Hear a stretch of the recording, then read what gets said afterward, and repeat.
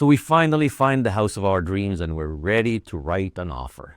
What now? My name is Fadi Kuder. I'm a local realtor with Sutton Group Ottawa. And if you want to learn everything about real estate, residential, commercial, this is the channel for you. Canada on the rocks. Let's get started. So a couple of questions that come to mind about the home consideration when I'm about to write an offer. I want to know a couple of things. Based on the market situation, I want to see how is this house is priced. A lot of the times, just because the agent wants a certain price or the seller wants a certain price, it doesn't mean that it's the appropriate price for the market. What do I mean? Well, just because I want $1 for my watch, it doesn't mean that my watch is worth $1. The same goes for homes. The seller can want something, the buyer can want something else, and the market will decide what both of them should pay. So a couple of things that you want to look out for to determine that. One is how long the house has been on the market. This is going to tell you what, the appetite for this particular house in the market looks like. It tells you also the supply. It shows you a bit of a picture on, for example, give you a very simple example. Say the average home on market is about 45 days. And this house has been on the market for a little over 90 days. In my opinion, at that point, when I'm looking at it, this house is not really fitting the bill because it's not really fitting that 45-day average. It should have been sold by now. It should be under contract. So what is up with it? Is it the price? Is it the staging? Is it the agent? Is it the marketing? There's so many different things. So that's what we want to be able to kind of tell. Then we'll look into comparable homes that are in the area. Why do you want to look at comparable homes in the area? Because like I said, I can want $2 for my watch or $1 for my watch, but the buyer only wants to pay 50 cents. Same thing for the house. I could want $100,000 more than the market, but if the market can, based on the comparables, based on the exact certain house within the same certain area, very much the same when it comes to the number of bedrooms, number of bathrooms, really giving me the same sort of look and feel, if you will, that house sold for $70,000 less than this house. Well, that tells me that the reason why this house has been on the market for 90 days is because they're overpriced. So you want to look at comparables because they will give you at least some of the pictures for you to make that sort of educated decision on what price you should go at. Now, the next thing that you want to look at is also what repairs does this house need? The amount of repairs that you're going to put in, like just because obviously, I'm comparing these apples to these apples, I'm comparing this house to that house, and this one was $70K more. But then I realized there is so much more work to do. Like the kitchen needs updating, the bathroom needs updating. They haven't done anything since the builder did the flooring way back in the 80s. You definitely want to keep those in mind because that's obviously the $70,000 more, it's there for a reason. They've done the upgrades, they've done the updates. So I'm not really comparing apples to apples. I'm comparing apples to a very fancy fresh apple, something like that. Negotiation. So now that we've wrote the offer, we've came up to a conclusion. This is the price that we want to do. You're comfortable with it. I'm ready to write it. I'm comfortable with it. We put an offer together. We deliver it to the seller, and we're letting the seller know that we have every intention to move forward with this house at this price on this day. And we give them all the terms and conditions that we want to put in that offer. So now they have three choices. Choice one, they accept our offer. Fantastic news. Everything is good to go. We don't really need to do much. We might negotiate a little bit. We might go back and forth. Great. But we've accepted the offer, so we're ready to move. And this is when you go and put it into a conditional period. Again, depending on the offer, depending on what conditions you put in there. And you come up and you have to firm up on that by putting a deposit in. That deposit shows in good faith that I'm going to close on this house, considering that my conditions fall and everything is good to go.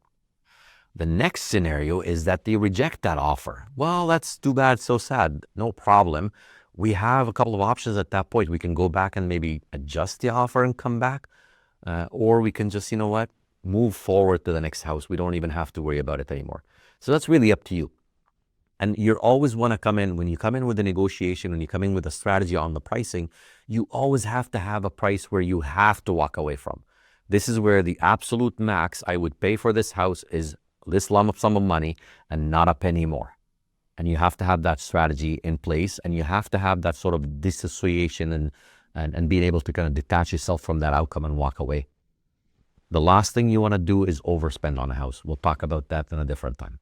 The next thing that could happen is, you know what, it's not really an accepted offer, it's not a rejected offer, but they might want you to fix a couple of things in that offer, and we call that a counter offer. So the seller might come back to you and say, hey, look, we really love this. We love the fact that you guys want to move in here and you are obviously in love with our house and this and that. But can you change the closing date to that? Is that work for you? Or can you change the, maybe the offer price to that? Or is there a way that you can maybe put a higher deposit? Is there a way that you can take that condition out? Whatever it is, that's called counter offering. Up until you have an actual accepted offer, you really have no moving forward. If you have a counter offer, you still have that ball is rolling. If you have a rejected offer, everything is set. You walk away. So that's basically it. But once it's done, then the next thing we do is a deposit. And if you want to know what kind of deposit you put in, watch my video on deposits and you'll learn a little bit more. It's somewhere in there.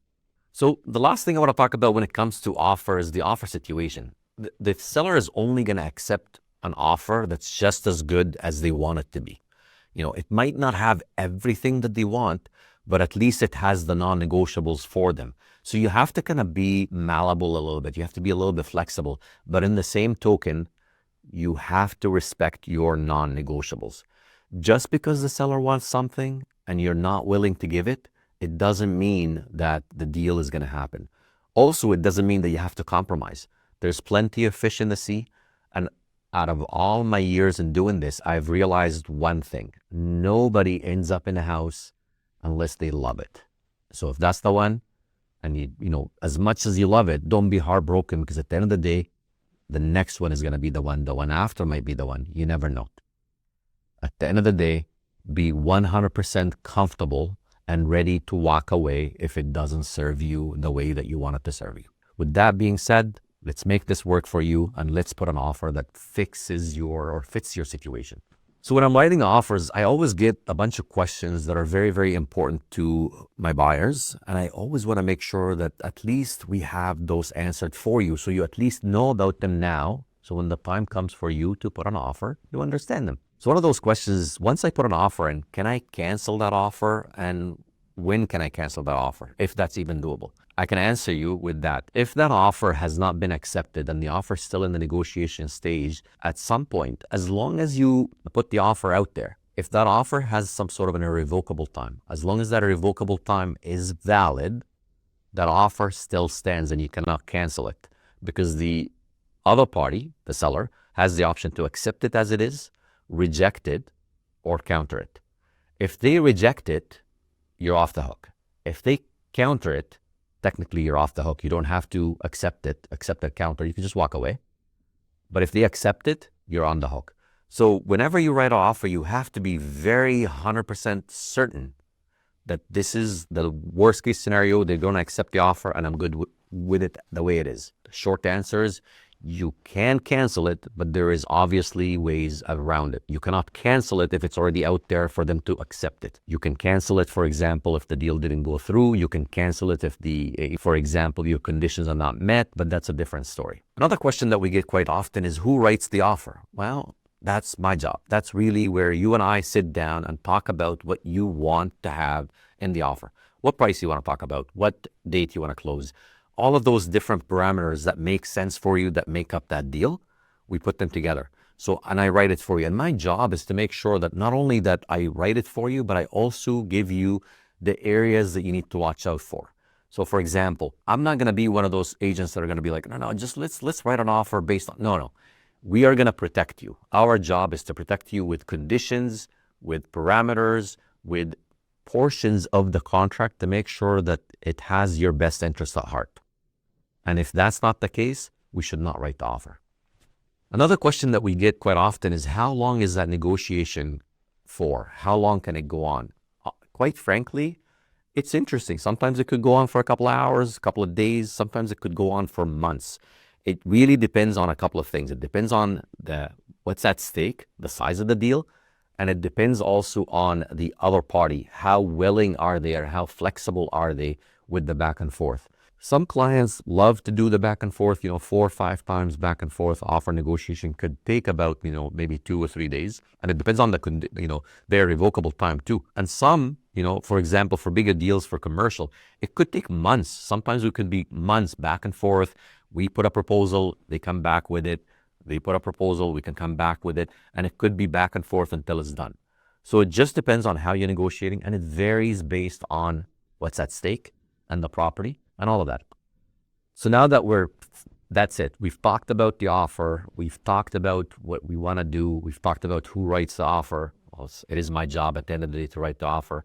What goes into writing an offer? A couple of parameters, a couple of things that we want to look for is, as an agent, I want a certain necessary paperwork that in order for me to allow me on your behalf to write an offer. So this is where, IDs come in place. We want to check, we want to make sure that, obviously you are who you say you are. The property, it is what it is. We know that this is the appropriate deed for the property. All of the cool stuff. We want that. Next thing we want to look at, obviously the legal names are matching, the address for the seller is matching. Then next thing we're going to look at are dates. Those are very important dates to know. If I'm going to look at purchasing a home, I want to know how long do I have in order for me to do my due diligence. So this is, for example, that we call a conditional period. How long do I have to do an inspection? How long do I have until my bank can give me the 100% okay? How long do I want to have until my lawyer checks out the contract and makes sure that it's done properly? Just because I wrote it, I'm not a lawyer. I still want you to check it out by a lawyer. So those dates are important. And then I'm going to look at dates, for example, is when am I going to close? When am I going to do a title search? When am I going to do a moving in? When am I going to put a deposit in place? How long do I have until I put that deposit? Is it immediately? Is it after the fact? Is it 24 hours? There's so many things that go with that, and we want to kind of make sure that those are there. Adjustment dates, for example, if we go and do the inspection and it comes back and there's a few things that needs to be adjusted, can we talk about an amendment in here? Can we do any of that?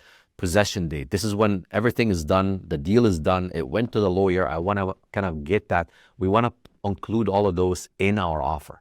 All of that stuff is very important. And then now we talk about the subjects and terms and conditions. So those are, the certain nuances that I want to put in there. How long of a conditional period?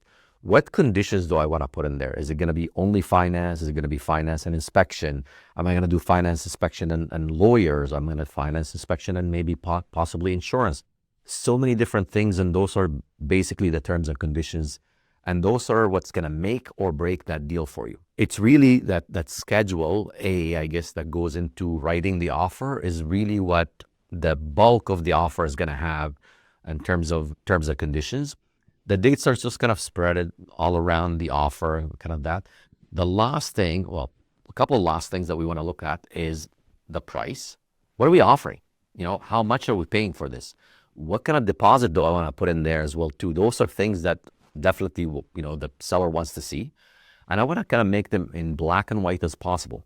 And then the last thing, which is also important, what's included and what's not. Why? Why do you want to do that? Okay, just because I walked into the property, it doesn't mean that everything that I see in that property is going to be included.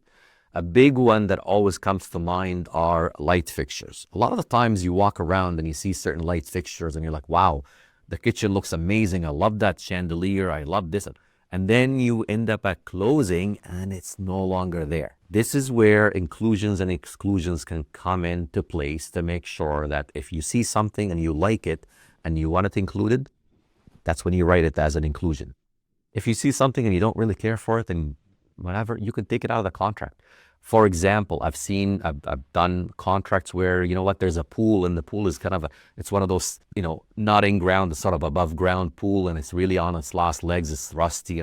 We actually included in the contract that pool needs to go. So that's an exclusion, if you will, even though we've included it in the contract. I'm going to play on words there. But definitely it's just a way to make sure that you're protected.